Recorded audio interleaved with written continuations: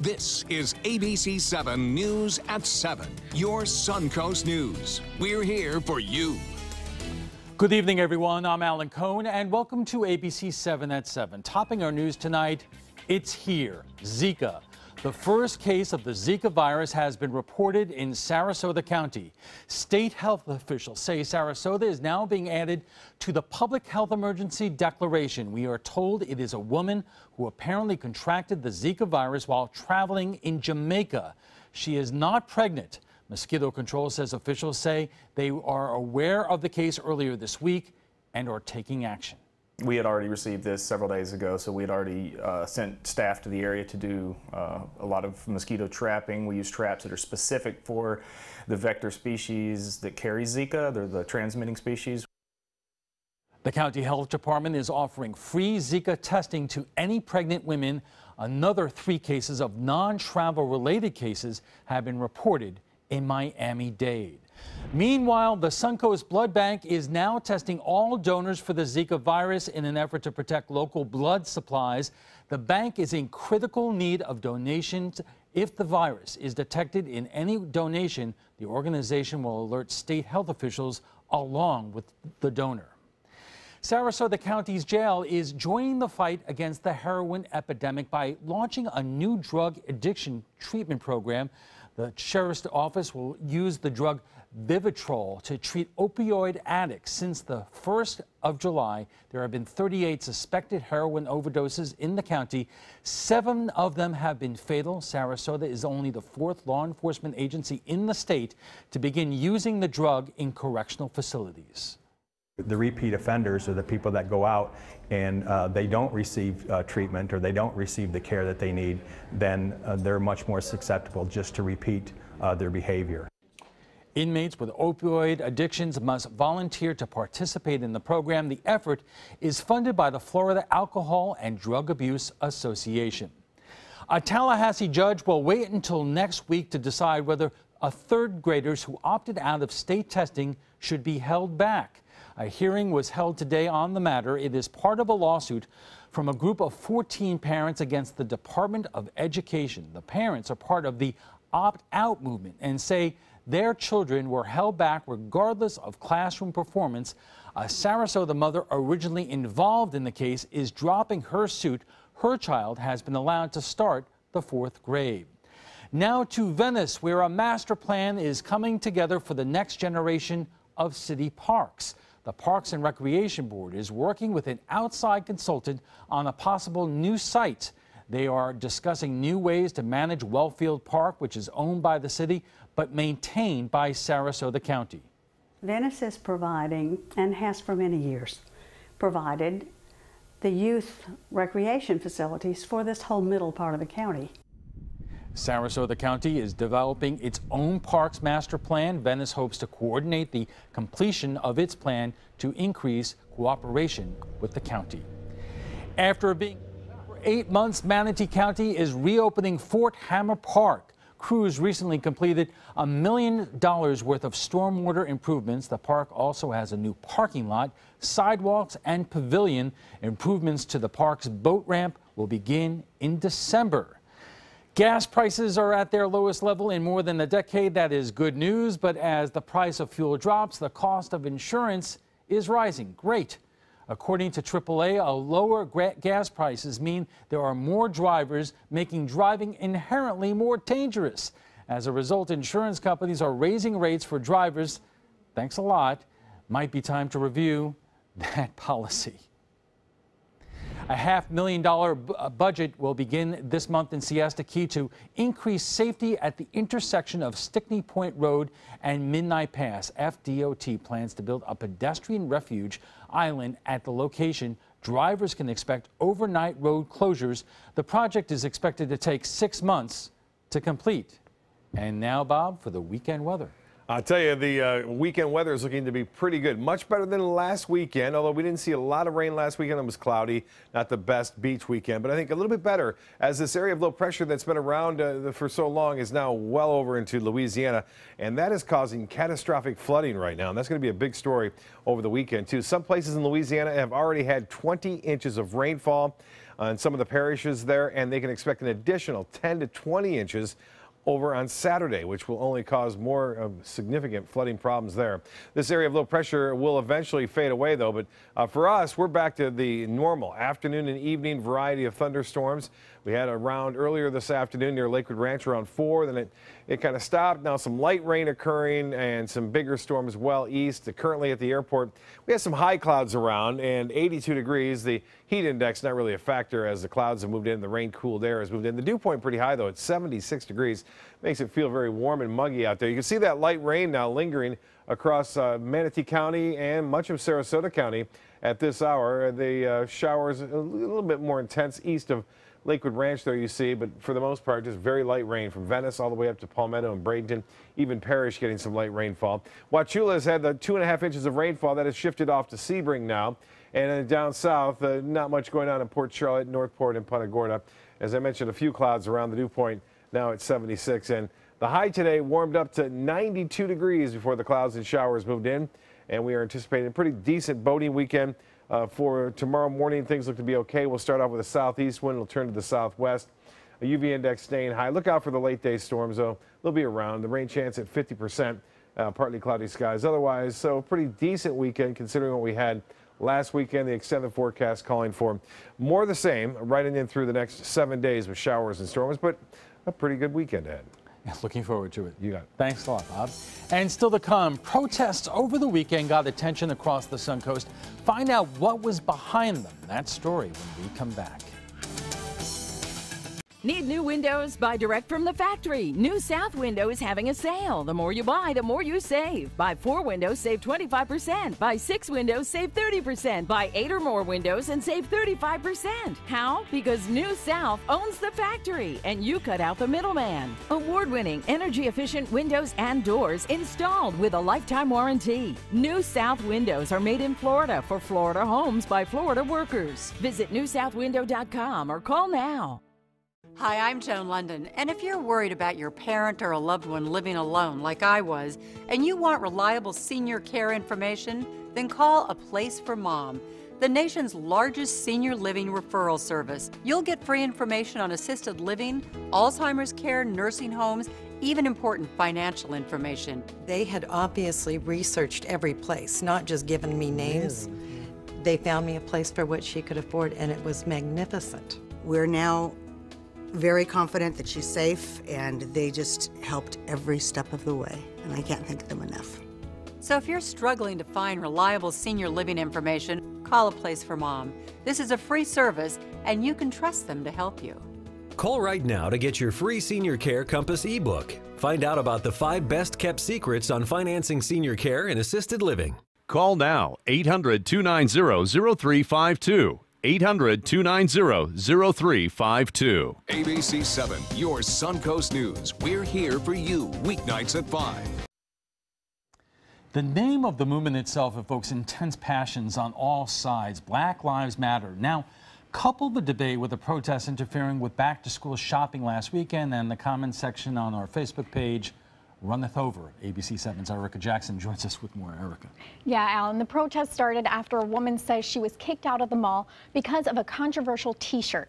But the mall says it made the decision for reasons other than just her clothing. Protesters marching past stores, past shoppers. Everybody move back, please. And chanting in between cars. We're asking you to leave right now. Okay?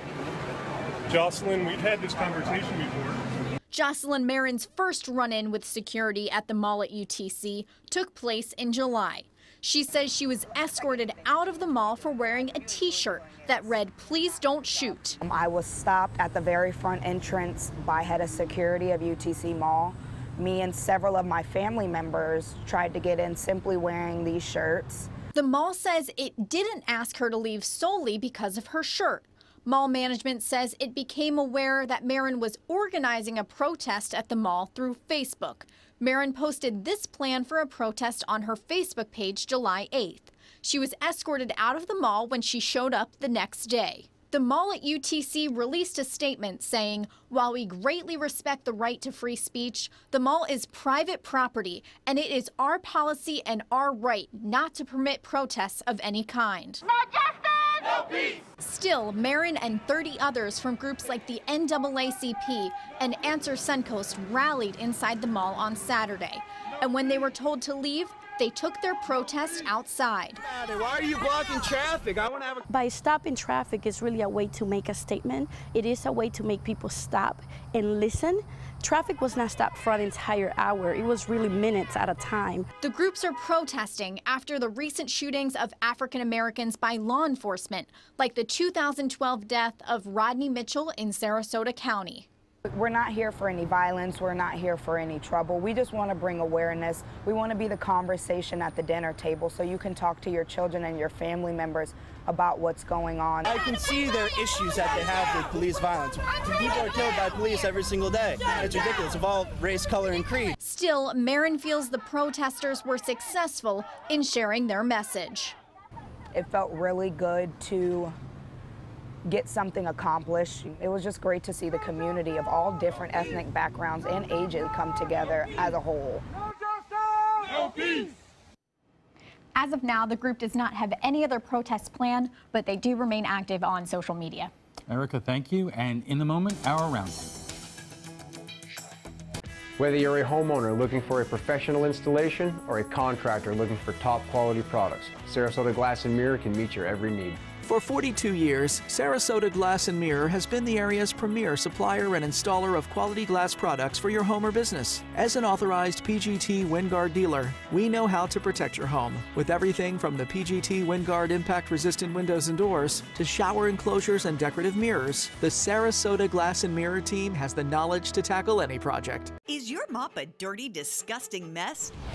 You need the Hurricane 360 Spin Mop System, the only mop and bucket that spins the dirt away. A system that cleans practically anything and everything with super absorbent microfiber. Dip it in the washer side and the mess releases into the bucket. Then place it in the dryer side and push on the pedal. You get a clean mop head that's practically dry and ready for more. And your hands will never again touch a dirty, disgusting mop. The heads are washable and reusable. Get the Hurricane 360 Spin Mop System for just 2 payments of $19.99. You'll also get a Sticky Buddy, the reusable sticky roller that picks up pet hair and lint and washes clean in seconds. You can take advantage of our 2-for-1 Pick It Up special and get a second spin mop set. Just pay additional shipping and fee. And we'll upgrade you to free priority handling. So don't wait. Order now.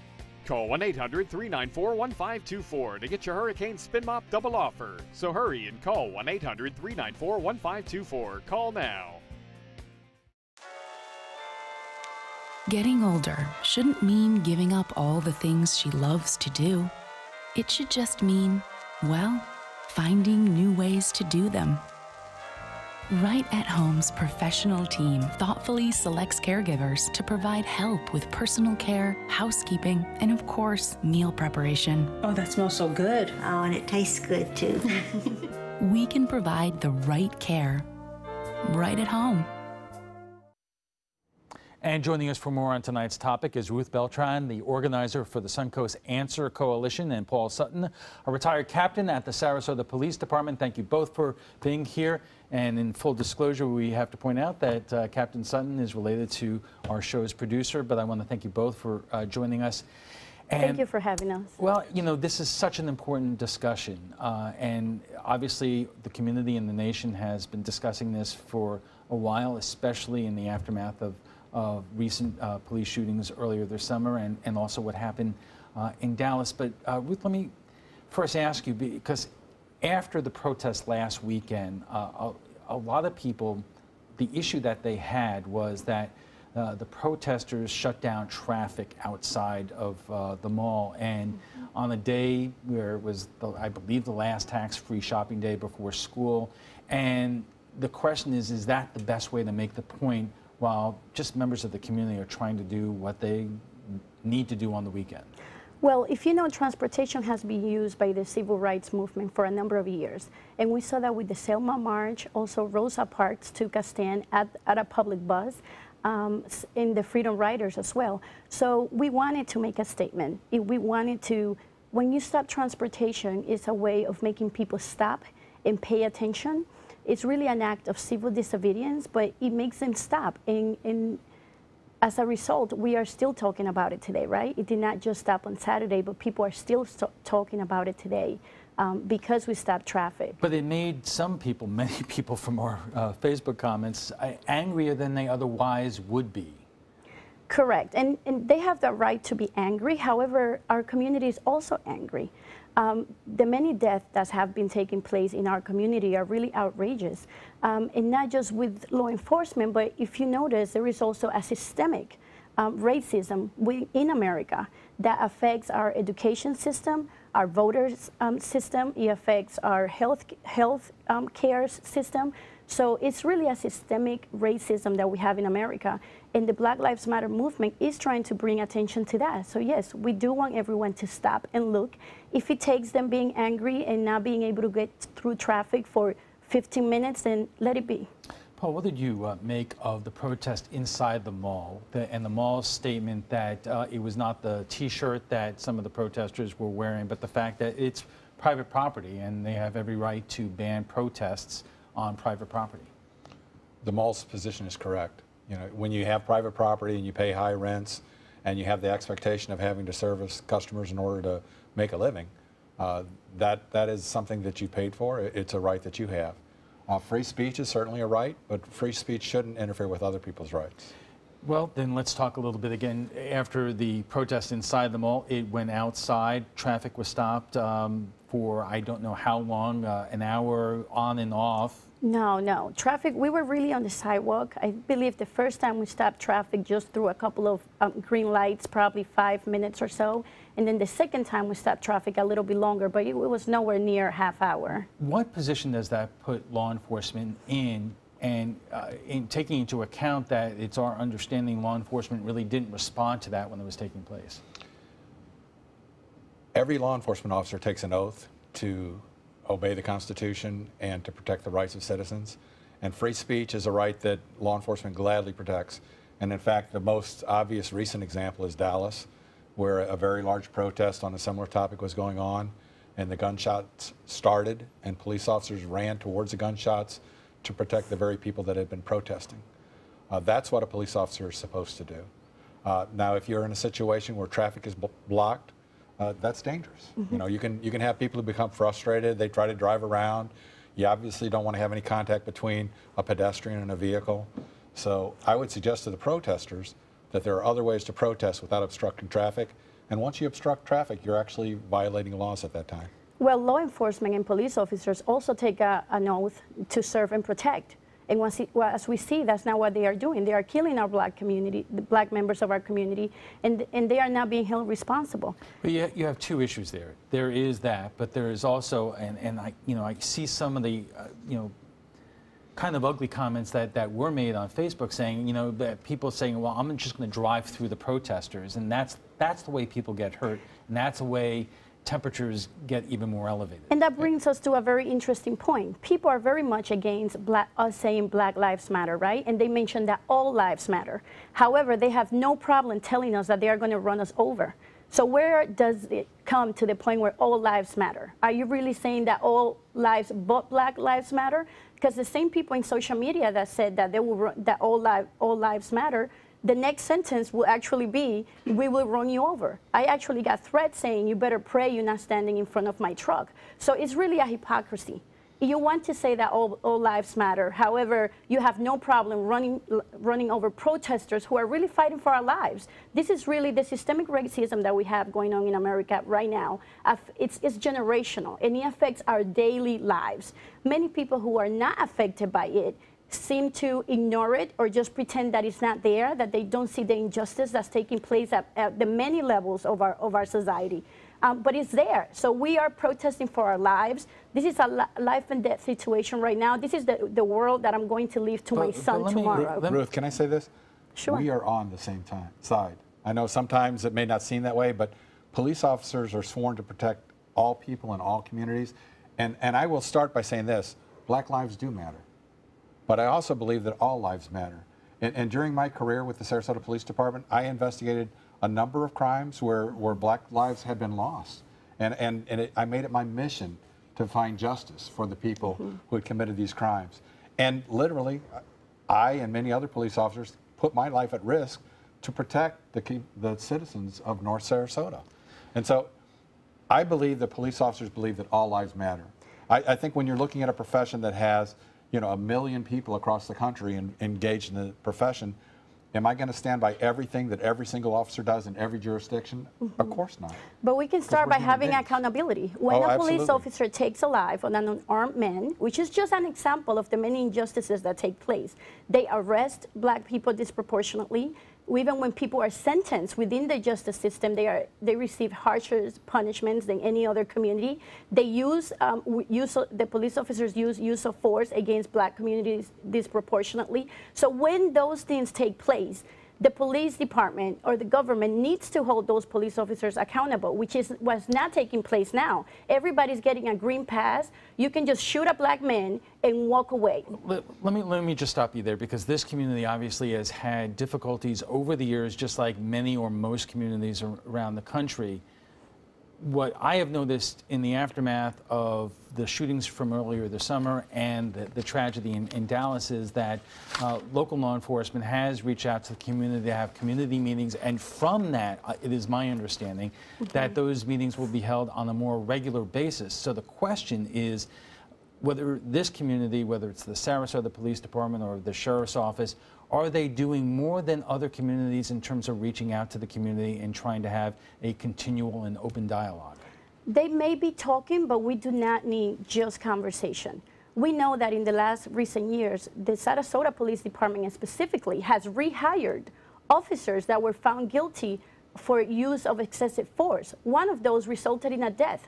And the Sarasota Police Department rehired these officers, and those officers are still in the force today. And so where is accountability? We only have a couple of seconds left, but I wanted to give you a moment to respond to that. I can tell you that community policing is very important to the Sarasota Police Department. It is to Chief DePino, it was to Chief Holloway. And as far as any officers that are ever terminated, they have civil service protections. There are instances where the police department has literally fired the officer. That's all they can do, but there is an appeal process. And we'll have to leave it there. I want to thank you both for coming in for this very important discussion, and we'll be back in just a moment. Thank you. When you have credit card debt, the debt suckers, high rate and high pay, never leave you alone. Debt is really sucking the life out of them. He's picking up the phone. Oh, no, not Consolidated Credit. With one call, they can lower their credit card rates. And consolidate their bills into one low payment. They'll pay off their debt in no time. Call Consolidated Credit now. Because debt sucks. Call 800-201-0230. That's 800-201-0230. Call now. Welcome to the all-new Seymour Buick GMC on the island of Venice. Seymour smiles. Seymour selection of quality new and pre-owned vehicles. Seymour for your trade-in. Seymour savings.